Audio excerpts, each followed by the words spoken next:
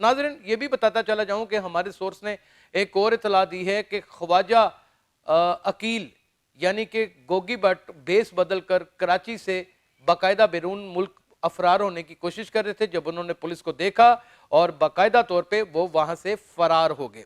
یہ بالکل مصدقہ اطلاع ہے, یہ کوئی ایسی اطلاع نہیں ہے کہ ہوا میں کسی نے اڑا دی, یہ کسی اہم سورس سے ہمارے پاس آئی ہے اور ہم نے آپ تک پہنچا دی ہے. اس کا مطلب یہ ہے کہ کہیں نہ کہیں ان لوگوں کا کوئی ہاتھ ہے. ناظرین ان لوگوں کا ہاتھ ہے یا نہیں ہے یہ تو تفتیش میں جا کے آگے پتہ چل ہی جائے گا, کیونکہ تفتیش کا دائرہ اتنا وسیع کر دیا گیا ہے کہ اس میں میرا خیال ہے کہ بہت سارے لوگ آئیں گے. لیکن ایف آئی آر کو اگر آپ بغور جائزہ لیں اور پڑھیں تو ایف آئی آر کے اندر آپ کو ایک اتنا بڑا قانونی سگم نظر آتا ہے کہ جس کے بعد مجھے نہیں لگتا کہ خواجہ طریف عرف طیفی بٹ یعنی کہ خواجہ طریف گلشن عرف طیفی بٹ اور خواجہ عقیل عرف گوگی بٹ اس میں گناہ گار ہو سکیں گے, کیونکہ اس میں لکھا ہوا ہے کہ خواجہ طریف گلشن عرف طیفی بٹ اور خواجہ عقیل عرف گوگی بٹ کے اماں کے اوپر فائرنگ کی گئی اور قاتلانہ حملہ کیا گیا اور اس میں بلاج کو جان بھاگ کر دیا گیا.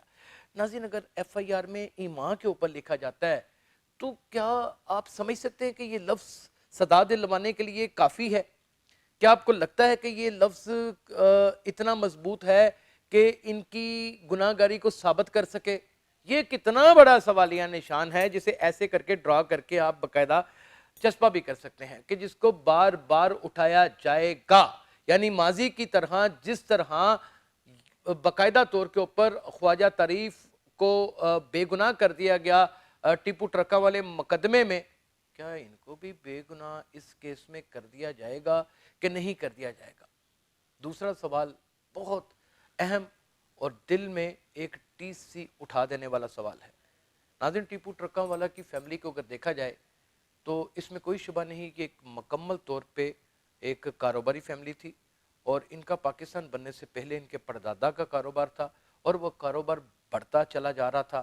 نہایت ہی بہتر اور نیک شریف اور اچھے اسلوب کے لوگ تھے, اس میں کوئی دوسری رائے نہیں ہے. لیکن ناظرین جس طریقے سے اس پوری فیملی کو ختم کر دیا گیا, کیا موصب بلاج کے چھوٹے بھائی اس دشمنی کو آگے لے کے چل سکیں گے یا پھر اس دشمنی کو یہاں پر ہی فل سٹاپ لگا دیں گے؟ یہ آنے والے وقتوں میں پتہ چلے گا. اپنے گرد و نواح دشمنیاں اگر ہیں ان کو ختم ضرور کریں, لیکن اپنے دشمن کے اوپر گہری نظر بھی رکھیں. اپنا بہت خیال رکھیے گا. اللہ حافظ.